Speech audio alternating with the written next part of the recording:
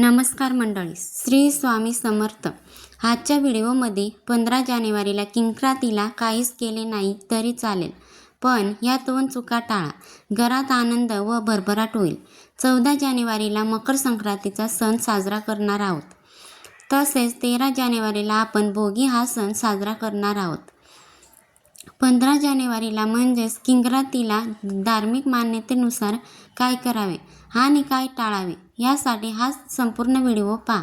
आणि चॅनलवरती नवीन असाल तर चॅनलला सबस्क्राईब करायला विसरू नका. सूर्य मकर राशीमध्ये होणारा प्रवेश म्हणजेच एक प्रकारचं संक्रमण आहे आणि ह्या संक्रमणाचा दुसरा दिवस हा करी म्हणून पाळला जातो. यंदा गुरुवार दिनांक 15 जानेवारी 2026 हा दिवस संक्रांतीचा करी दिन म्हणजेच किंक्रात म्हणून पाळावा. पौराणिक कथेनुसार या दिवशी जगदंबा रूपी संक्रांती देवीने किंक्रासूर नावाच्या असुराला ठार केले, जो तेथील प्रजेला खूप त्रास ठरत होता. अशी ही मकर संक्रांतीची कर असते. शास्त्रानुसार या दिवशी कोणतेही शुभ कार्य करण्यास वर्ज्य मानले जातात आणि म्हणून या दिवशी कोणतेही शुभ कार्य केले जात नाही. आता किंक्रात हा सण वेगवेगळ्या भागात वेगवेगळ्या पद्धतीने साजरा केला जातो. गव्हाच्या पिठाचे किंवा बेसनाच्या पिठाचे धिरडे बनवले जातात आणि यासोबतच गुळाचे गुळवणी बनवले जाते आणि हा नैवेद्य तयार करून देवीला दाखवला जातो आणि घरात सुद्धा खाल्ला जातो. आता तुमच्या भागात ज्या पद्धतीने हा सण साजरा करतात तशाच पद्धतीने तुम्ही किंक्रात हा सण साजरा करू शकता.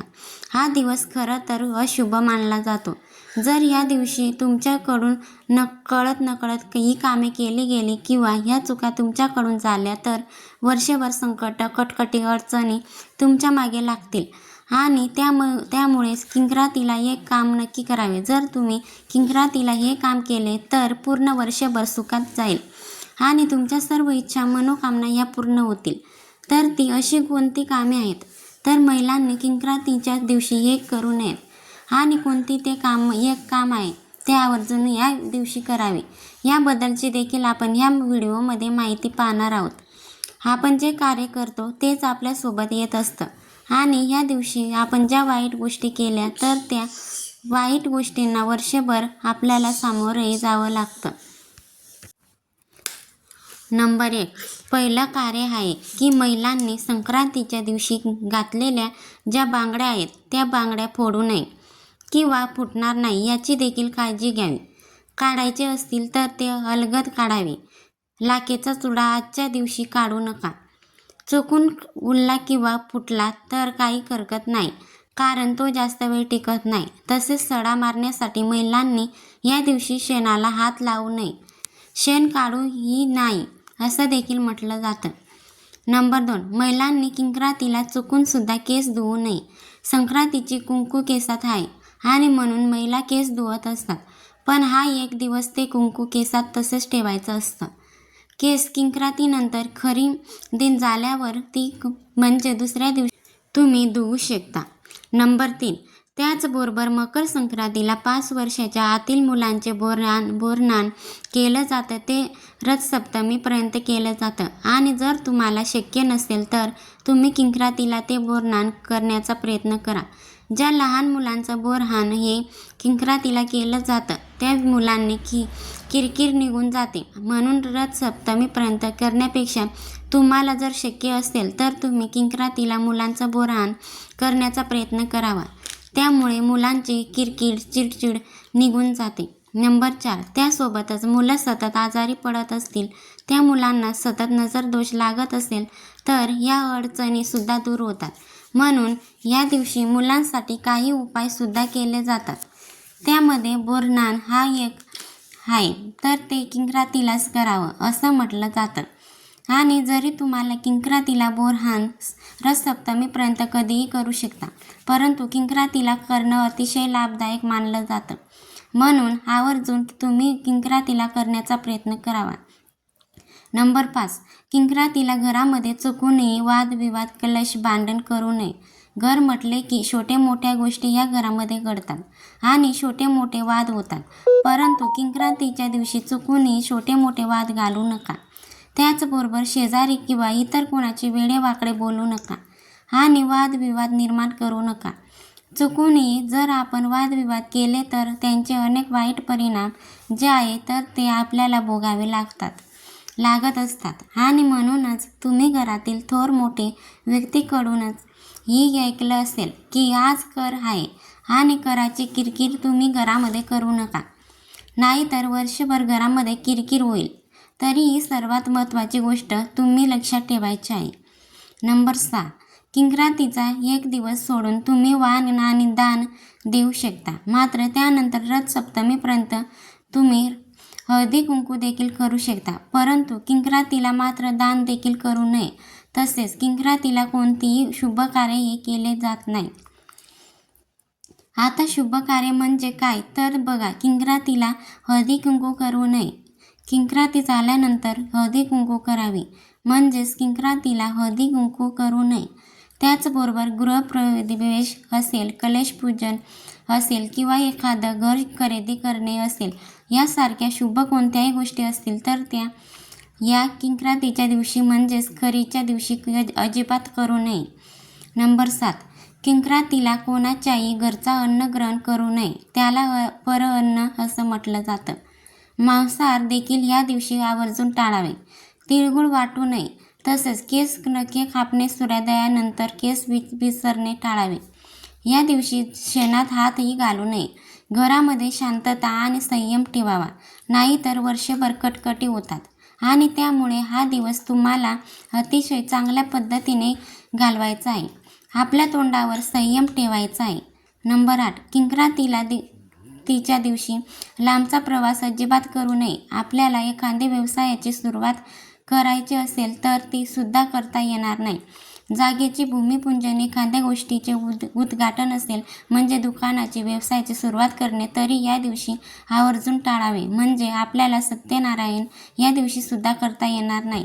तसेच लहान मुलांचे जावळ असेल, मूजविधी असेल, नामकरण विधी असेल किंवा गरोदर बायकांचा डोहाळे जेवण असेल, ओटी भरणं असेल, हळदी कुंकू इत्यादी गोष्टी या दिवसाची सुरू करू नये। नंबर 9, बघा, मकर संक्रांतीच्या दिवशी सुगड पूजा उचलावी ते वाण म्हणून पण तुम्ही देऊ शकता, पण मकर संक्रांतीची सुगड पूजा तुम्ही जर उचलली नसेल संक्रांतीला तर त्यातला जो वंसा हा किंक्रात झाल्यावर सुवासिनीला किंवा गाईला किंवा तुळशीला तसेच आपल्या कुलदेवीला द्यावा, पण किंक्रात हा दिवस त्यासाठी पूर्णपणे वर्ज्य मानला गेला आहे आणि किंक्रातीला सुगड देखील पाहत नाहीत। त्याच्यामुळे संक्रांतीच्या दिवशी तुम्ही ही पूजा काढून घेतलेली नसेल तर ती आहे तशीच तुम्ही एखाद्या नवीन ब्लाऊज पिसाने झाकून ठेवा आणि त्यानंतर दुसऱ्या दिवशी म्हणजेच किंक्रात झाल्यानंतर ती उचलली तरी चालेल। नंबर 10, मकर संक्रांतीच्या या करीच्या दिवशी म्हणजेच किंक्रातीला आपण आपल्या महाराष्ट्रातले काही भागात अशी पद्धत आहे की भोगीच्या दिवशी जी बाजरीची भाकरी बनवतो तर त्यातली थोडी भाकरी मुद्दाम ठेवतात आणि ही भाकरी मातीच्या सुगडामध्ये झाकून ठेवली जाते आणि ही शेळी भाकरी किंक्रातीच्या दिवशी खाण्याची पद्धत आहे। ज्यांच्याकडे ही पद्धत असेल त्यांनी ही भोगीची भाकरी आवर्जून या दिवशी खा आणि ज्यांच्याकडे ही पद्धत नाही त्यांनी गव्हाचे किंवा बेसनाचे धिरडे, गुळवणी यासारखे पदार्थ या दिवशी करून खावे। त्याला संक्रांतीचे कर उलटवणे असं म्हटलं जातं आणि त्यामुळे तुम्ही आवर्जून करावे। आता ह्या किंक्रातीच्या दिवशी काय करावे? या दिवशी आपल्याला दररोज नित्य नियमाप्रमाणे आपण आपल्या देवाची पूजा, तुळशीची पूजा करण्याला कोणतेही बंधन नाही। या गोष्टी आपण बिनधास्तपणे करू शकतो। तसेच यामध्ये आपल्याला आपल्या कुलदेवीचा नामस्मरण जप करायचा आहे, याचा देखील नाम जप तुम्हाला करायचा आहे। तसेच गुरुचा देखील नाम जप करू शकता। तसेच गीतेमधील 15वा अध्याय वाचना किंवा ऐकणे हे देखील या दिवशी अतिशय लाभदायी ठरू शकतं। आपल्याला कोणत्याही प्रकारची भीती वाटत असेल, आपल्या मनामध्ये भीतीचं घर बनलेलं असेल, तरी भीती घालवण्यासाठी ओम नमो भगवते वासुदेवाय या मंत्राचा जप हा आवर्जून करावा। बघा, तसेच विशेष करून आपल्याला ह्या दिवशी संध्याकाळी एक उपाय करायचा आहे। अतिशय खात्रीशीर हा उपाय आहे आणि खूप लाभदायक देखील आहे। त्यामुळे आपल्याला या दिवशी संध्याकाळी सूर्य मावळतो त्यावेळेस घरातील कोणत्याही व्यक्तीने हातामध्ये काळे तीळ घेऊन हा उपाय तुम्हाला करता येईल. चिमूटभर काळे तीळ आपल्या डाव्या हातात घेऊन उजवा हात आपल्या डाव्या हाताला लावायचा आहे आणि आपल्या घराच्या मुख्य प्रवेशद्वारावरून तो 7 वेळा हे काळे तीळ घराच्या चौकटीपासून ते खालच्या उंबरठ्यापर्यंत उतरवायचे आहेत आणि घराच्या उत्तर दिशेला हे जे काळे तीळ आहे ते फेकून द्यायचे आहेत. आणि तीळ फेकल्यानंतर मागे वळून न पाहता सरळ पुढे बघून यावे. घरात प्रवेश करण्यापूर्वी हात पाय स्वच्छ धुवावे व घरातील देवांचे दर्शन घ्यावे आणि ओम नमः शिवाय किंवा महामृत्युंजय मंत्र यावेळेस तुम्ही म्हणू शकता. आता काळे तीळ नसतील तर खडे मीठ घेऊन तुम्ही हा उपाय करू शकता. याने सर्व प्रकारच्या वाईट नजर बाधा या उपायाने निघून जातील. बघा, कर म्हणजे काय तर वर्षभरामध्ये 12 महिने असतात. 12 महिन्याच्या 12 संक्रांती होतात. राशीसुद्धा बाहेर आहेत आणि त्यापैकी मकर व कर्क हे संक्रमणे महत्त्वाचे मानले जातात. कारण पौष महिन्यामधील मकर संक्रमण हे उत्तरायणाचा व आषाढमधील कर्क संक्रमण आरंभ करतात. जेव्हा कर्क राशीची संक्रांती येते तर त्या संक्रांतीनंतरचा दुसरा दिवस सुद्धा आपण कर म्हणून म्हणजेच किंक्रात म्हणून पाळायचे असतो. आणि अशा पद्धतीने वर्षभरात अशा एकूण 7 तिथी आहेत की त्या व आपल्याला हा करी दिन पाळायचा असतो आणि सर्व नियम सारखेच आहेत की जेव्हा जेव्हा हा करी दिन येईल तेव्हा तेव्हा आपल्याला काही काळजी आहे तर ती वर्ज्य करायची आहेत. तर मैत्रिणींनो, तुम्हाला हा माहितीपूर्ण व्हिडिओ उपयुक्त वाटला असेल नक्की लाईक करा आणि चॅनलला सबस्क्राईब करायला मात्र विसरू नका. धन्यवाद. श्री स्वामी समर्थ. जय जय स्वामी समर्थ.